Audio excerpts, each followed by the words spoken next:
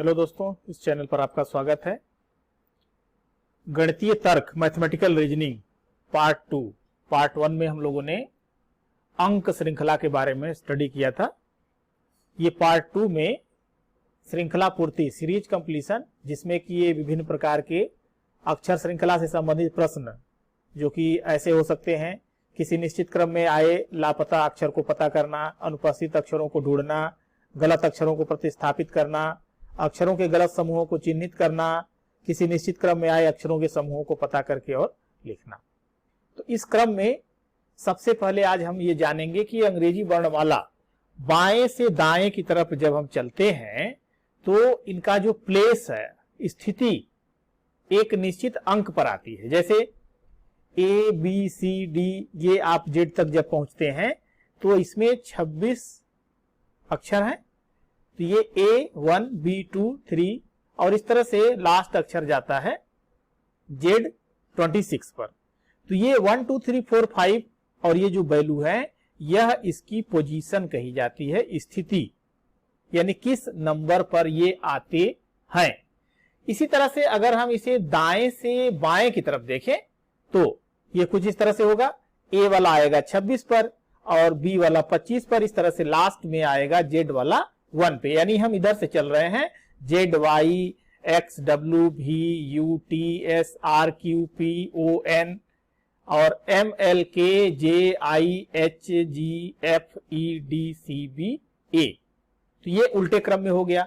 अब आप ये देख रहे होंगे कि दाहिने से बाएं चलते हैं या फिर बाएं से दाहिने चलते हैं तो इनकी जो स्थिति है यह अलग अलग होती है। लेकिन जो प्रश्न आते हैं यह प्रश्न दोनों ही स्थिति के लिए होते हैं। तो हमें यह जानना बहुत ही जरूरी है कि कौन सा अल्फाबेट जो है किस पोजीशन पर पड़ता है, वह बाएं से दाएं की तरफ यानी सीधे या फिर दाएं से बाएं की तरफ उल्टे क्रम में। तो इसलिए जो है इन अल्फाबेट के अक्षरों का स्थान याद रखने के लिए एक ही तरीका है, A, E ज्योति।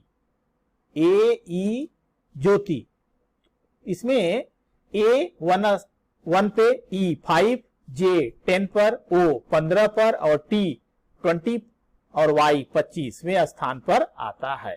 तो इस तरह से अगर हम A, E ज्योति अगर इसको याद रखते हैं कि 1, 5, 10, 15, 20, 25 ये इस नंबर पर आता है तो इसके बीच में आने वाले अक्षरों को हम आसानी से पता कर सकते हैं। जैसे मान लीजिए कि हमें पता करना है कि M किस स्थान पर होगा, तो J के बाद आएगा J, K, L, M यानी 13वें स्थान पर हो जाएगा। इसी तरह से मान लीजिए कि हमें निकालना है कि S जो है किस स्थान पर आएगा, तो R, S, T, तो T के पहले आएगा यानी 19वें स्थान पर आएगा। तो इस तरह से हम इसकी सही पोजीशन को या इस A, E ज्योति को याद रख करके और निकाल सकते हैं।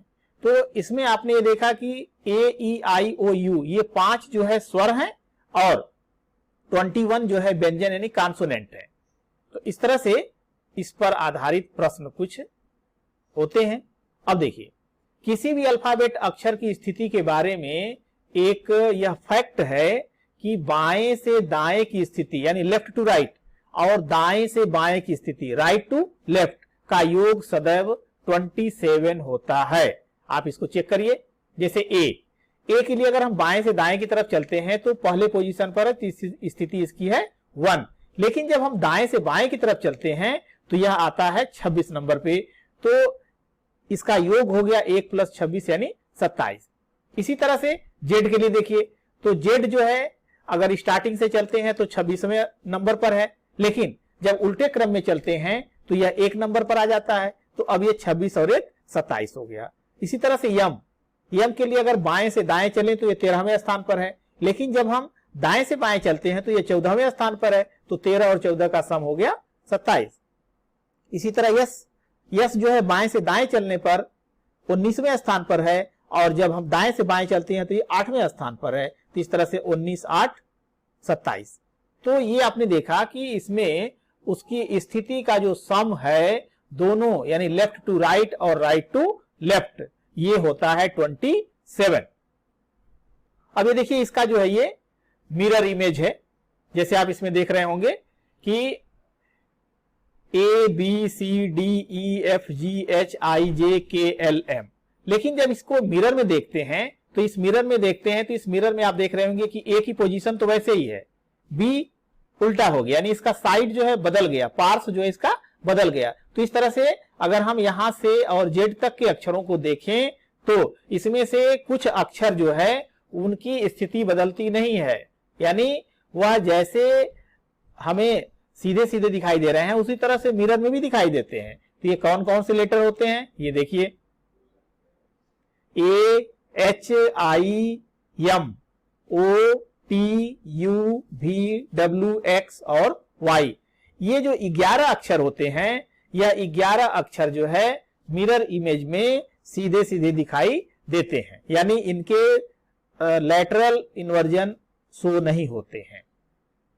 लेकिन यही जब जल प्रतिबिंब होता है वाटर में, तो वाटर में जब हम इसको नीचे परछाई देखते हैं, तो जैसे ABCD ये Z तक है, अगर इसका हम देखें परछाई तो देखिए ये ऐसे कुछ दिखाई दे रहा है। जब ये ऐसे दिखाई दे रहा तो अब इसमें आप देखेंगे कि A उल्टा हो गया, B वैसे ही दिख रहा है, C भी वैसे ही दिख रहा है, D भी ऐसे ही दिख रहा है। तो इस तरह से इस जल प्रतिबिंब में आप ये देखेंगे कि ये 4 3 7 और 2 9 लेटर ऐसे हैं, BCDEHIKO और X। इन अक्षरों का प्रतिबिंब वैसे ही बनता है जल में भी, और बाकी के पार्श्व माने साइड लेफ्ट माने ऊपर से नीचे की तरफ ये चेंज हो जाते हैं। प्रतिमुख वर्णाक्षर जिसको कि एंटीपोडल बोलते हैं, तो ये ABCD अगर हम इस तरह से लिखें 1 से लेकर के और M तक यानी 13 तक, और फिर जो है इसके नीचे हम ये ZY और इस तरह से लिखें, तो A का प्रतिमुख Z, B का प्रतिमुख Y, C का X, D का W, E का V और इस तरह से M का N होता है। तो इस प्रतिमुख वर्णाक्षर जो एंटीपोडल है, इसमें भी आप ये देखेंगे कि इनका जो सम होता है, दोनों स्थितियों का सम, A जैसे 1 पर है, Z 26 पर है, तो 1 और 26 ये हो गया 27। अब इसमें से आप किसी भी अक्षर का आप देखेंगे, जैसे K का देखिए, P का देखिए, अब M देखिए, M 13वें स्थान पर है, अब N जो है यहां पर 14वें स्थान पर, तो 13 और 14 का सम हो गया 27। तो इसमें A प्लस Z जैसे 27 हो गया। इसी तरह से अगर हम H और S को ले लें तो H जो है यहां पर 8वें स्थान पर है, और यहां से S को अगर आप देखें तो यह 19वें स्थान पर है, तो इस तरह से इसका भी सम हो जाता है 27। M और N का है, इसी तरह से इसका भी 27 हो जाता है। तो ये प्रतिमुख वर्णाक्षर कहे जाते हैं। A का Z यानी A से लेकर के M तक सीधे लिखिए, और फिर इसके बाद जो है उसी के नीचे Z Y X W V उल्टे क्रम में लिखेंगे, तो यह इसका प्रतिमुख वर्णाक्षर बन जाता है। उत्क्रम की अवधारणा, कॉन्सेप्ट ऑफ लैटरल इन्वर्जन, जैसा कि अभी आपने देखा, तो अक्षर को समतल दर्पण के सामने रखने पर उसके पार्श्व बदल जाते हैं। जैसे आपने देखा होगा कि जब दर्पण के सामने आप खड़े होते हैं तो आप अपना दाहिना हाथ उठाते हैं तो दर्पण में वह बायां हाथ दिखाई देता है। आपकी जेब जो है बाएं तरफ होती है, लेकिन जब आप उसमें देखते हैं तो आपकी जेब जो है वो दाहिनी तरफ दिखाई देती है। तो इस तरह से जो ये ABCD और ये लेटर्स हैं, इनमें इनके पार्श्व जो है वो बदल जाते हैं, लेकिन सबके नहीं बदलते हैं। अब इसमें आप जैसे देख रहे हैं कि ये जो येलो बॉक्स में है, इनका पार्श्व जो है नहीं बदलता है, इनका पार्श्व वैसे ही दिखाई देता है, लेकिन इसके अतिरिक्त जो लेटर्स बचते हैं, इन लेटर्स के पार्श्व चेंज हो जाते हैं। तो इसमें जो है दर्पण में 11 लेटर्स AHIMOTUVWX और Y, इन अक्षरों की छवि यानी इमेज वैसे ही दिखाई देती है, लेकिन इसके अतिरिक्त 26 में से 11 निकल गए तो बचेंगे 15 अक्षरों की जो प्रतिबिंब है, इनके पार्श्व बदल जाते हैं। अब जो श्रृंखला बनती है वह एक अक्षरीय होगी, 2 अक्षर की होगी, 3 की होगी, 4 की होगी। तो अगर एक अक्षरीय श्रृंखला है तो क्या होता है, जैसे ACEG-K, ये रिक्त स्थान आपको ले आना है। अब इसमें ऑप्शन दिए गए हैं IHJM, तो इसका सही उत्तर है आई। कैसे है? अब इसमें अगर आप देखें तो ए में 2 जोड़ेंगे तो सी मिलेगा, सी में 2 जोड़ेंगे तो ई मिलेगा, ई में 2 जोड़ेंगे तो फिर जी मिलेगा। तो इसी तरह अगला क्रम भी चलेगा, यानी जी में 2 जोड़ेंगे तो जी और इसके बाद फिर एच और आई, यानी यहां पर मिल जाएगा आई। तो ये सही आंसर हो गया आई। BEHKN, अब इसमें देखिए POQR, यहां पर क्या आना चाहिए? तो सही उत्तर है इसका Q। कैसे आया? B में अगर 3 जोड़ेंगे तो E आएगा, E में 3 जोड़ेंगे तो फिर G आएगा। इसी तरह से इसको जो है ये HKON इस तरह से जोड़ते जाएंगे तो ये जो लास्ट वाला है 3 का अंतर आ रहा है, तो 3 का अंतर है तो N में 3 जोड़ेंगे तो आ जाएगा ये Q। AEIO, अब इसमें आप ये देख रहे हैं QRUS, कौन सा ऑप्शन होगा? तो ये देख रहे हैं कि ये क्या है? स्वर है, तो स्वर है AEIO, तो लास्ट वाला क्या मिलेगा? U मिलेगा, यानी ये सभी स्वर हैं, इसलिए अगली जो सीरीज बनेगी वह U मिलेगी। ADIP, अगला अक्षर क्या होगा? UVX या Y, तो अगला अक्षर होगा Y। कैसे मिला? अब देखिए A पहले स्थान पर है, D चौथे पर है, I 9वें पर है, P 16वें पर है, यानी यह 1 2 3 4 का वर्ग है।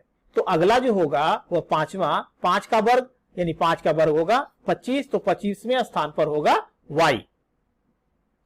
AZBYCXD, अब इसमें से कौन सा ऑप्शन होगा? W होगा। कैसे होगा? तो देखिए अगर हम इसको AZBYCXD इसमें देखें तो ABCD एक आर्डर में चल रहा।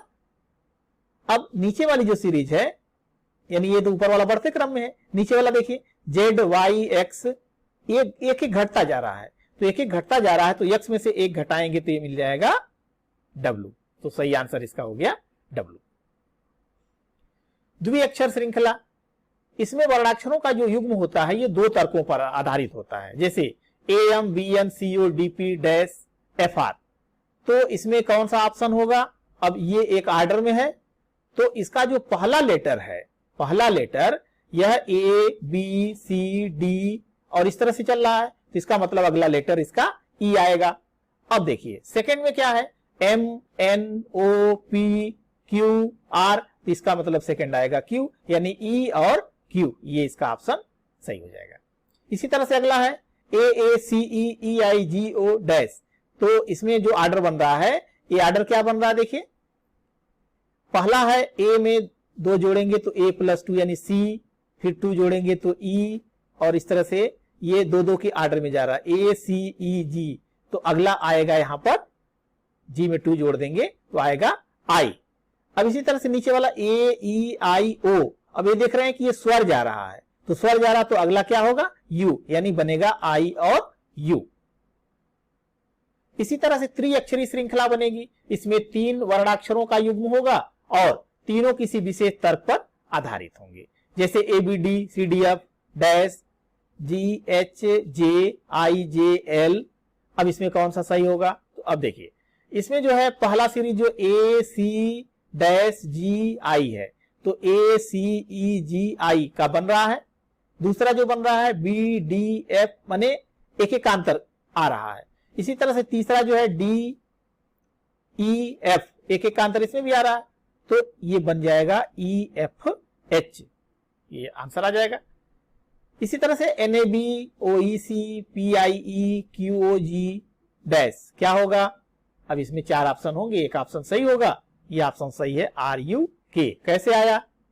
तो NOPQ पहला अक्षर ऐसे जा रहा है, दूसरा अक्षर जो है AEIOU स्वर का जा रहा है, तीसरा जो है BCEG ऐसे जा रहा है, 2 3 5 7 ऐसे स्थान पे जा रहा है, यानी ये अभाज्य अंक श्रृंखला के तहत जा रहा है, तो 2 3 5 7 इसके बाद आएगा 11, तो इसका मतलब है कि 11वें स्थान पर क्या आ जाएगा? क्या जाएगा? तो RUK बन जाएगा। ये कुछ क्वेश्चन जो है प्रैक्टिस के लिए हैं, आप इसको चेक करेंगे कि आपने कितना गेन किया। ये सही आंसर ये दिया गया है। अब सीरीज इसकी बना करके और आप खुद करेंगे इस क्वेश्चन को। ये कुछ क्वेश्चंस है, सही आंसर ये दिया गया है इसका।